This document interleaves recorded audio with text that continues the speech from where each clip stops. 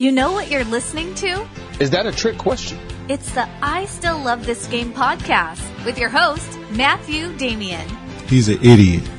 Don't listen to this. He's an idiot.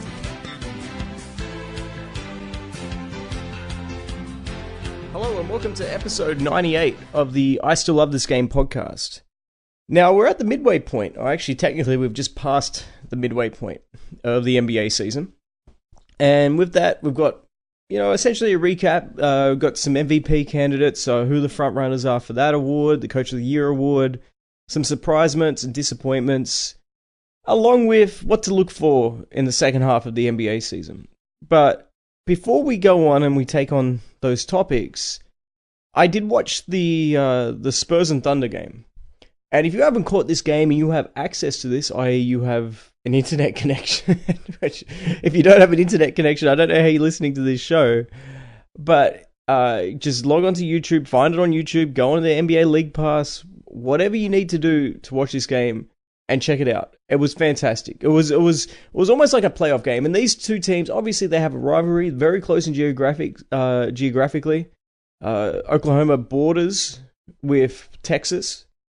And obviously they had a huge playoff showdown in 2016. People don't talk about that. But that was an incredible playoff series. That was when Durant was still there. Durant and Westbrook, first year with Billy Donovan.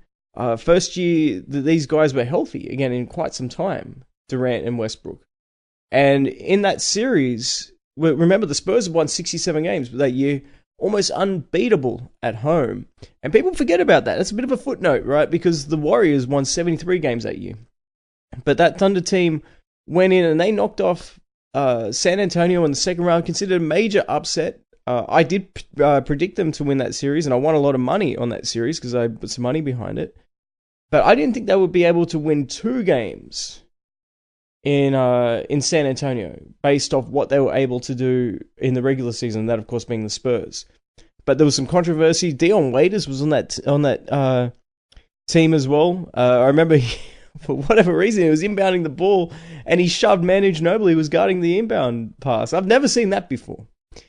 Anyway, that being said, that these two teams, they still have a rivalry. Aldridge is still there, Westbrook is still there, Steven Adams is still there, and that's pretty much the carryover. From only a couple of years have gone, and that's how big the roster change has been for both teams. But Billy Donovan's still there, Coach Popovich is still there, and we saw a classic regular season game, and LaMarcus Aldridge, wow, 56 points, only shot the ball 33 times, so think about that for a minute. And none of those shots were 3-point shots, so he attempted 33 field goals, made 20 of them, 16 from 16 from the foul line. But to only take 33 2-point field goal attempts and still finish with 56 points, that's a throwback. And he looked fantastic. And a lot of people forget now, and it's to his credit, and also I guess Popovich's as well, the struggles that he actually had in San Antonio when he first got there.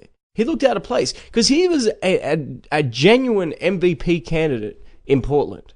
It wasn't Damian Lillard. Damian Lillard was a supporting player to LaMarcus Aldridge. Remember, La MVP instead. It was interesting that instead of LaMarcus, it was La MVP. I liked it. It was creative, and the Blazer fans they really liked him. But he wanted to go back home. He's from Texas, and that's what he did. And people thought instantly that Spurs team would run through the league, and that didn't happen. Although they did win 67 games. But what we saw instead was LaMarcus Aldridge really struggling. And I think a lot of that had to do with Popovich. And when I say I think, I'm almost certain that a lot of it had to do with Popovich. Because you don't go through that vicious of a form slump and then that quickly turn it around. And remember, because Popovich had ran him so far into the ground that even though he signed for less money, because he was considered an instant max contract guy when he was a free agent and he went to the Spurs, he took less money to go play for the Spurs. But Popovich had run him so far into the ground in terms of just not using him that his value just plummeted. And no team was even interested, even though he was really considered a bargain for the Spurs when he did sign with them. And out of sheer necessity, they started to go back to him.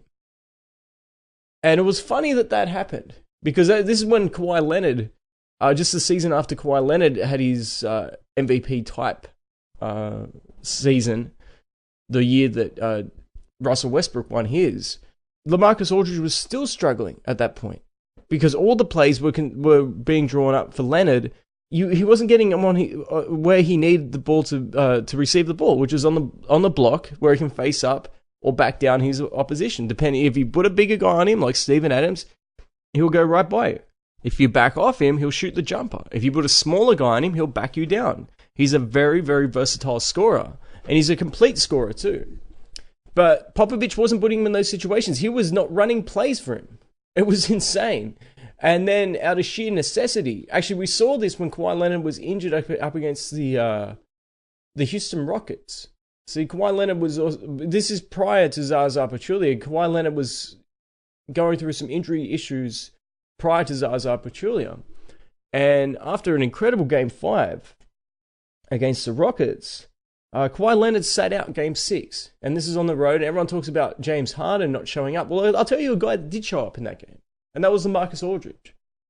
And we saw that carry over. Obviously, they won Game 6 on the road against Houston. But then which is why it was considered so shocking, because Kawhi Leonard didn't play, but people don't talk about how well Aldridge actually played. That was one of his better games. And then leading into the next season, we saw Kawhi Leonard not play much at all, and out of sheer necessity, Popovich started to run plays for Aldridge where he was comfortable and where he's effective. And now we have seen him obviously be an All-Star last year, and he's a lock for the All-Star game again. The Spurs are rolling. But it's just interesting how a coach with the quote-unquote intelligence of Greg Popovich can be so stupid. And he really probably cost Tim Duncan his last chance of a title, same with Manu and Tony Parker. Because that 2016 team had no right losing, really. I mean, you look at the talent, sure, but the talent, you say it's an equal matchup between the Spurs and Thunder in 2016.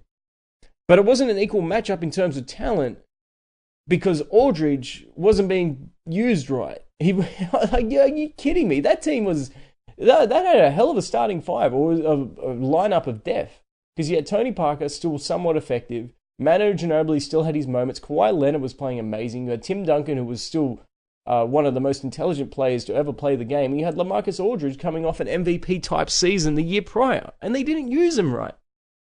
And it was disturbing to see. And that's why I wasn't surprised at all when we started to see Kawhi Leonard really take issue towards Spurs management and Popovich.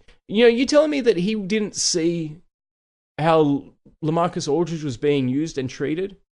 You know, they ran him into the ground and they tried to trade him for nothing, and they couldn't even get nothing for him. They would have had to give up something for him for someone else to take him off their hands. So that's another black mark on Popovich's resume. People think he's, everything he touches turns to gold. Well, not really. You got 2 black marks on your resume now. You couldn't get through to Kawhi Leonard. You let that go. And LaMarcus Aldridge, although he's playing fantastic now, he had to swallow his pride for whatever reason to allow him to actually play well. Guess what? When he plays well, that benefits you because you're coaching the Spurs. It's ridiculous that you have to point this out. But getting back to the game last night, Aldridge, as I said, 56 points. Westbrook had an incredible game, not shooting the ball. Obviously, he struggled down the stretch when it came to shooting it. But anytime you can rack up 24 points, 24 assists, and 13 rebounds, you're onto something, man. People want to talk about 50-point triple doubles. That to me was more impressive and you started to see everyone knows that what Harden can do for Capella, where that's been beaten to death. If you put Capella on a different team, he's barely a starter. I hate to say it, I like the guy, but he's not a borderline all-star player, which he is now. But the same can be said for the bigs of Oklahoma City. And Westbrook has that same impact because he draws so much attention. And we know now, if you've been watching the Thunder, been watching basketball, you know now that Steven Adams is right there in terms of value when it relates to, at least offensively. Defensively, he's even better, at least on the ball. But in terms of value offensively, to Capella, they play very similar. Set screens for their dominant guards, and there's so much attention, so they'll receive a lob passed to them, and usually the guy that will be guarding them will be a help guy along the baseline who's a wing player. So they have a massive advantage in that situation. But if we're going to give Harden all the credit for Capella, we have to give Westbrook credit not just for Steven Adams, but also for the emergence of Grant. He's shown signs the last couple of seasons, and now it's opening up players such as Ferguson too. And of course, a lot of that goes to hand in hand with Paul George too. But Westbrook, anytime you can rack up 24 assists, for these people that want to rip on this guy and say he's selfish, even if you pass the ball 24 times, it kind of goes to show, how unselfish a guy is at that point. But to get 24 assists, that's incredible. Of course, they didn't get the win. I should mention that. The San Antonio Spurs did win the game. And there are a few things that I did want to mention specifically with this game, and it'll relate to a bigger topic, obviously, and that is, once again, and I don't know how many times I have to, it's like I'm beating my head up against the wall here, but the freaking refereeing. And I'm not talking about, bang bang calls, I'm talking about, I can't make sense of this stuff. And what I'm referring to is, at the end of regulation, there was a foul on Ferguson off the ball before the inbounds. First of all, it wasn't even a grievous play. And if you're going to call that, then you have to call so many other ticky-tack fouls off the ball. And of course, it was within the last 2 minutes, so it gave the Spurs a foul shot, plus they still retained possession. And they were already up 1 point. Aldridge made the foul shot, and they inbounded the ball. Okay, so let's just forget that play happened for a second. As bad as that was, there was a little bit of grabbing, but when you look at it, it was tough to even tell who initiated and who was holding. And it completely nerfed Ferguson, because after that, Ferguson's a young dude. He's younger than what I am. And Ferguson, did come down and play in Australia, and last season he started to show some signs. Very talented guy, but he's very young too, mentally fragile. And he was playing fantastic. I think he had 6 threes prior to that. He didn't have a 3 after that. And you could see that he was rattled by it. It was a bad call. It was an inconsistent call. If they're going to call that, then make sure you do it with every player. Not just... And it made me wonder, at that point, are they favoring the Spurs? So as I said, Aldridge made the foul shot. And then they're inbounding it again. And the Thunder come up with a steal. Good for them for not instantly fouling. They doubled with Westbrook and Paul George. Paul George picks up the ball, comes down court. There's a 3-on-1. He takes one extra dribble than he should. And that allowed... who was he? It was White. It was... I can't think of his... Derek White, that's what his name was. Sorry, that was the first time I really had heard of him too. And he played brilliantly too. And Derek White fouled him. And even though Schroeder was ahead of where the ball was, it wasn't considered a fast breakaway foul. Now, the reason for this, and I don't know why the commentators didn't mention this, but the reason for this, they actually got that call 100% right, by the way. But the reason they made that call was because it was underneath the three-point line. If it was beyond the half court, just say if they fouled Paul George as soon as he got that steal, then it would have been considered breakaway. But they were already on the break. It was really Paul George that screwed up, because once he dribbled, he took one extra dribble than he needed to. He could have given the ball up once White started to commit to him, and it still would have been a wide open play. But, once again, bang, bang. They looked at it, they got it right, but once again, the commentators, they don't actually explain this. Why they don't, I don't know. That's pretty basic. You can't have a breakaway foul once the ball is already in below the three-point line. It's just simple. Anyway, so what actually happened was, it was just a common foul. Paul George didn't even get to go to the line for that because they had a foul to give. So it was a great foul by White. And then what we saw was a brilliant play by Westbrook to Grant, who was able to tie the game up.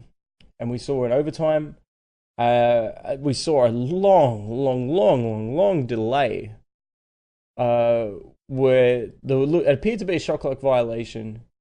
It was called a shot clock violation.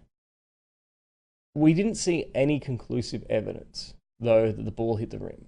And this is the problem that a lot of fans have with. They say that you have to have irrefutable evidence, much like the NFL, to overturn a call. This is what I hate about the NBA, right? That's the standard. But the irrefutable evidence. Now, if I was to make that call without that standard, I would have said the ball hit the rim. Barely. It would have barely hit the rim. However, that's just me using my own eyes. If I have to say that I need to see irrefutable evidence that the ball did hit the rim, I can't say that. And to be completely honest with you, the fact that it took so long for the referees or the replay center to actually figure this out, that's evidence that it wasn't clear to them too. I mean, we're talking about a huge delay here. It was like 6 minutes to try to work this out. So it's not like they saw it and said, oh yeah, absolutely. No, how many camera angles, how many freeze frames do you have to slow it down to maybe come to that conclusion? Even then, I'm not convinced of it. Anyway, long story short, they overturned it. It was not a shot clock violation, and then they said the ball was out of bounds by Oklahoma City Thunder player, which is probably less convincing than the ball even hitting the rim. However, the original call was a shot clock violation. So therefore, there was no call by the official as to say who had touched it last, and then you have to overturn that. So that I'm okay with. If it's not a shot clock violation, then you have to go with, the evidence. There's not much there, but it's not in terms of overturning. It's just trying to make a judgment call. So I'm okay with that overturn, and based off that, I'm not okay with, I'm okay with them making the call that it was out by an Oklahoma City player. I'm not okay with them overturning the shot clock violation, if that makes sense. And then we're going to sum all this up there was a 6-point lead with 15 seconds, something like that to go. Off an inbounds play, the ball goes directly into Paul George, catch and shoot, goes up for it. A foul is called on DeRozan as he's trying to essentially throw Steven Adams out of the way so we can get to DeRozan.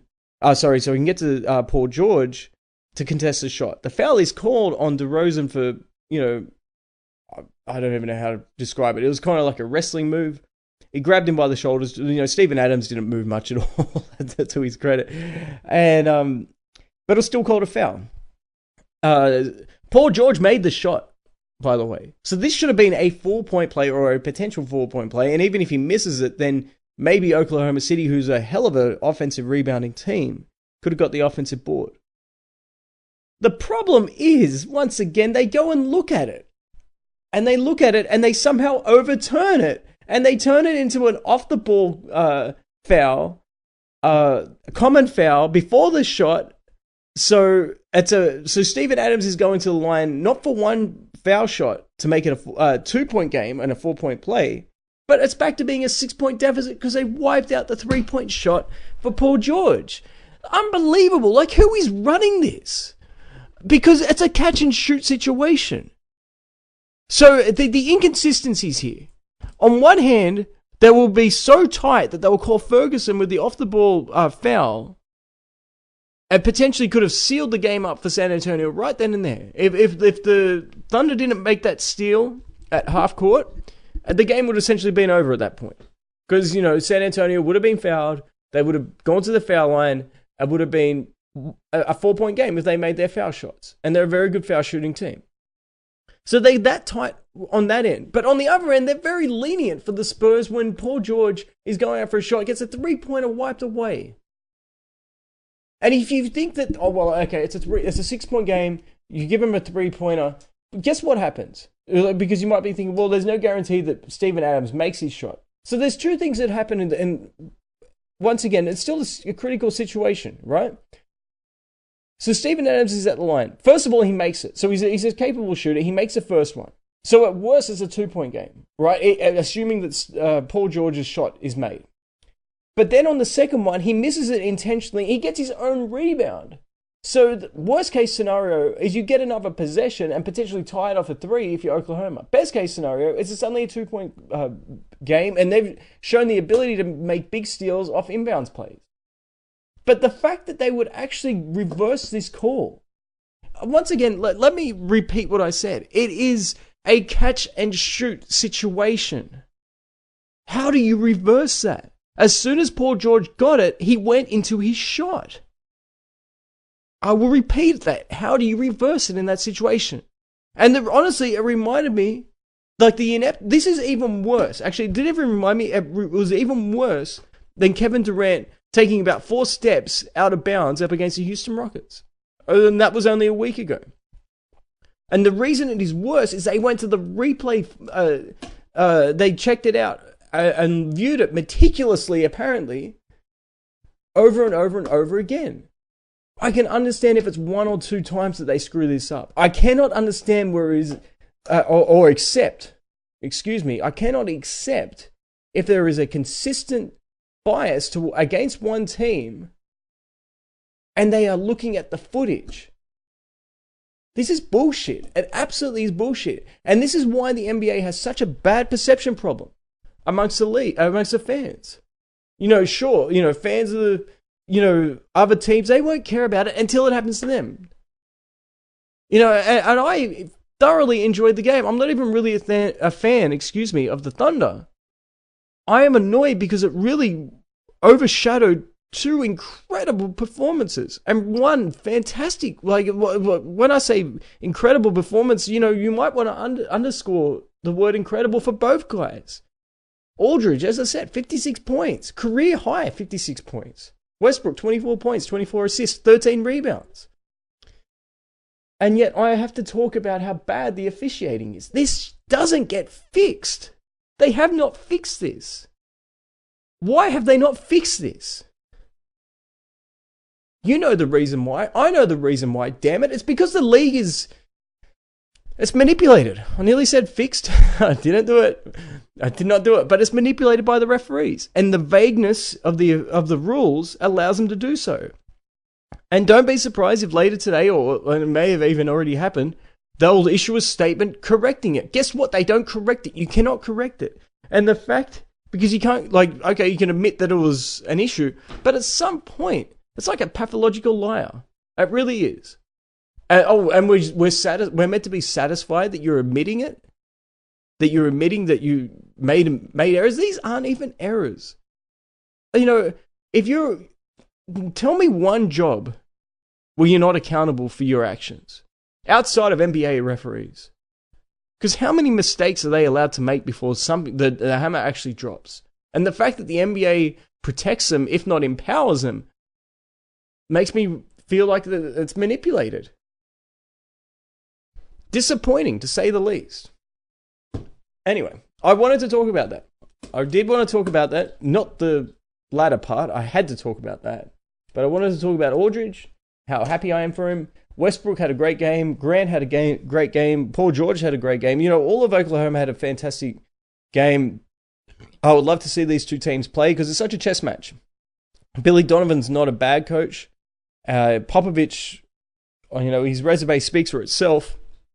So given that situation, it would be fun to watch a 7-game series because of the rivalry there and the chess match. Now, speaking, as I said, we are at the midway point of the NBA season. And with that, everybody is talking about who should be MVP. That's almost more important now than who finishes up with a regular season top record. And I want to go through a few players and some of the things that I've noticed throughout this season. So, the MVP candidates. I wanted to keep this to a top 3, but I couldn't. There had to be 4. And number 4 is Jokic. And I would love to actually have him higher on this list. This man has led the Denver Nuggets to the top record in the Western Conference. Nobody saw that coming. He's averaged nearly 20 points per game, nearly 11 rebounds per game, 7.5 assists per game. Those numbers alone from the center position. We have not seen anything like this since Bill Walton. You know, at times we saw Joakim Noah, and don't laugh, Joakim Noah was actually a top 4 MVP candidate one year, Defensive Player of the Year as well. And the Bulls ran their offense through him. This is when Derrick Rose was injured. And they were successful in running their offense through them. But Jokic, he's a special player, man, very complete. I have not, as I said, outside of Bill Walton, I have not seen a player play quite like him at that position. And it's special. And it's, as I said, it's incredible to watch because he's not a ball handling big. I never thought I'd say that. That's a mouthful, isn't it? He's not a ball handling big man, and so he's not really playing a point guard. But they still run the offense through him like he's a point center. It's really interesting to watch and see how it works because there's no other stars on that team. And yet somehow they're the best team in the West, really? I mean, we knew they were good. I mean, they very nearly made the playoffs last year. It was down to them and the Timberwolves for a play-in situation. So we know that they're a good team. But the top team in the West? I didn't see that coming. I don't remember seeing anybody seeing that coming. Number 3, Kawhi Leonard. And now some people did see this coming, and I am not one of those. I did not think that the Toronto Raptors would be... I thought the top 2 teams in the East would be Boston and Philly. I thought they would continue to ascend, and there would be a pretty big gap between number 2 out of Boston and Philly and number 3, which will probably be Toronto. I honestly thought that. Once again, I have proved that I have no clue when it comes to judging the Raptors. But Kawhi Leonard is number 3 on my MVP list. And it goes without saying. They are genuine contenders. And I'm ready to remove the quotations around that whenever you call the Toronto Raptors contenders, they look great in the regular season. But anytime you can walk into Oracle, and this was even without Kawhi Leonard, but you can't tell me that he didn't have a whole lot to do with toughening that team up. That team now is comfortable in their roles, and it has to do with their newfound identity. They are a defensive team, and that is off the back of Kawhi Leonard. Number 1 and number 2 is a toss-up. And as of today, I am going with James Harden as number 1. But Giannis, man, he's got a resume that is worthy of the MVP award right now. And he may just get it because, as I said in previous episodes, the MVP award is now basically who has the better storyline. Last year, it was James Harden because many people felt he should have won it the year prior. And they won 67 games that year. So Giannis has made a leap. He is a brilliant player. I wouldn't mind watching him play a little bit of 5. You know, people say that LeBron can play all 5 positions. And look, is there even 5 positions left on the basketball court? To me, there's quote-unquote big men and there's perimeter players. And which one are you? You know, there's basically 2 positions. But Giannis, fantastic rim protector. He can obviously play point guard. He did under Jason Kidd for a little bit. He's not a great shooter, but you can start him out there because of his strides and his explosiveness, and he's still a weapon. He can also post up. He can finish around the rim, not just protect the rim. He can finish around the rim. Brilliant rebounder for his side, and the important thing, just like Westbrook, he can get the rebound and he can push himself, and that is, he doesn't have to throw an outlet pass. He's instantly turning his head before he's even gotten the ball, and he's right up the court. And because of those strides, he gets there quite quickly. But I've gone with James Harden simply because the stretch that we have seen in the last 12 games, Chris Paul being injured, they had to deal with Carmelo Anthony, and he turned their season around. They were looking dead in water. They looked dead in the water for most of the early part of this season. And it was his play that carried them. And I'm not sure if he's going to be able to continue that. But as of right now, you know, if Chris Paul comes back and we see his play level off, you know, you're going to have to probably... And Giannis maintains his play, and they maintain their position amongst the top 2 teams in the Eastern Conference, then it has to go to Giannis. But if James Harden maintains what he has done in the last 12 games, it's impossible not to vote for him. It really is. Unless if you look at the storyline. Now, if you look at the storyline, then he probably won't get it. But if we're going off merit and whatever most valuable means, because that can mean a myriad of things, right? But I would vote for James Harden.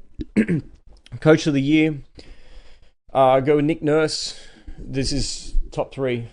Nick Nurse at number 3, up in Toronto, done a hell of a job.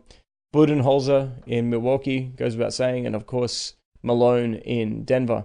Surprise teams. Now, there's been quite a few surprise teams.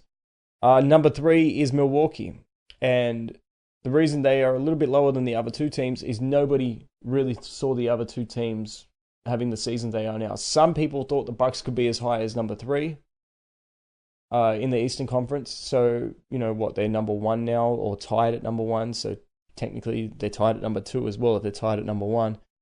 So that's not that big of a jump in terms of people's expectations. But, so I really have to put the Bucks at number 3, the Clippers at number 2. My goodness. My goodness. This team doesn't have that much talent. Doc Rivers, man. And the reason Doc Rivers isn't in my top 3 for the Coach of the Year is we've seen him do stuff like this before. For a championship winner and a guy that has consistently churned out good teams, even with the likes of Chris Paul and Blake Griffin, because look at Chris Paul and Blake Griffin now. What are they doing now? They're not exactly setting the world on fire without Doc Rivers, are they? Just something to keep in mind. Maybe Doc Rivers made them look a lot better than what they actually were. So number 2 are the Clippers as a surprise team. And number 1, without question, is Denver. Nobody saw them being the number 1 team in the Western Conference at the midway point. Nobody. If someone can show me somebody that did this, even if it's some random Instagram account, then I'll send them $50. It has to be timestamped. I have to see the timestamp to believe it. Prior to the season, if somebody can show me that anybody had actually picked the Denver Nuggets to be number 1 in the Western Conference, I will send them $50. Disappointments. Number 3 are the Pelicans. After we saw what they did in the playoffs last year without Boogie Cousins, obviously Boogie Cousins isn't there anymore, but they added Randall. They lost Rondo, which is so underrated. And, we saw them win. They not just win, but emphatically sweep the Blazers in the first round. And they, quite honestly, they were very competitive against the Warriors in the second round. But that being said, this season has not been their year. And Anthony Davis is still putting up numbers, but you get the feeling it's just a matter of time before he's traded. And that has a lot to do with their actual performance this season. So I'm disappointed with them. Number 2 are the Jazz. They're not that far off being the 8th seed in the West. And I'll be surprised if they don't make it to the playoffs. But they've started very slowly. I did not expect that. When you look at what they actually did in the playoffs and their production now and how well they're playing now, it's their record is below par. I'm not satisfied with that. And number 1 is the Celtics. I picked this team to win the NBA title. And I still might be right when it's all said and done. Because this will be a difficult team to... If they can figure it out, if they can start moving the ball rather than ISOing, and if they can bring in a guy that can actually protect the rim along with Al Horford. Don't give up Al Horford. But they have to get rid of some of their perimeter players. Right now they have Rozier, they have Kyrie Irving, they have Gordon Hayward, they have Tatum, and they have Jaylen Brown. That is a lot of players on the perimeter. And then you've got guys like Morris who likes to play on the perimeter as well.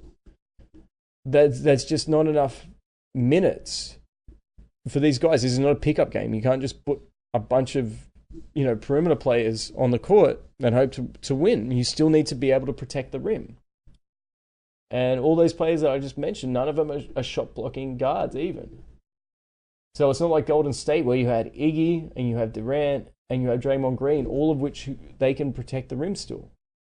That puts a lot of burden on the guys like Al Horford, who's undersized. That being said, they need to make a move. They're far too good. They're far too talented to be 5th in the Eastern Conference right now. They should be better than that. Now, what to look for in the second half? First of all, once again, I wanted to do 3, but I had to do 4. The Wizards. The Wizards are starting to creep up. They're only a couple of games back of the 8th spot. I think that's the Nets. The Nets have played very well, by the way. They nearly snuck into my surprises of the first half. But that being said, the Wizards are a veteran team, especially with the addition of Ariza. And once Dwight Howard comes back, if he's able to contribute alongside Bradley Beal, John Wall, should we put Potter in there? I'm not sure. Regardless, they're a very good team. They have a lot of talent. They've been there before. They've been to the playoffs many years. They were in a similar position last year too, and they were able to sneak in at the 8 as an 8th seed, and they gave Toronto pretty much all they could handle. It went 6 games. And I thought Toronto handled it was a great test. That could have been the conference finals. That's how talented Washington is. And so I'm gonna say that they're keep an eye on them because they could rise and make the playoffs. And people wrote them off early on in the season. They thought, well, Dwight Howard screwed this team, and it's time to implode it. It's time to trade Wall or Beal or both. But yeah, number 3, will the Jazz and Pelicans make a move? Now, these are 2 teams that made the playoffs last year, but I mean different things by making a move. Will the Pelicans actually make a trade move and trade Anthony Davis? It's been talked about for so long, I kind of feel like it will happen. But when I'm talking about the Jazz, will they make a move and move back into the playoffs? I think both of those things will happen. Number 2, can Milwaukee stay atop the Eastern Conference and remain contenders not just for the Eastern Conference championship, but for the NBA championship?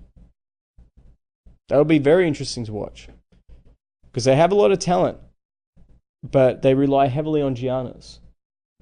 And maybe there's too much of a workload on him. He does have holes in his game. He's not a great shooter.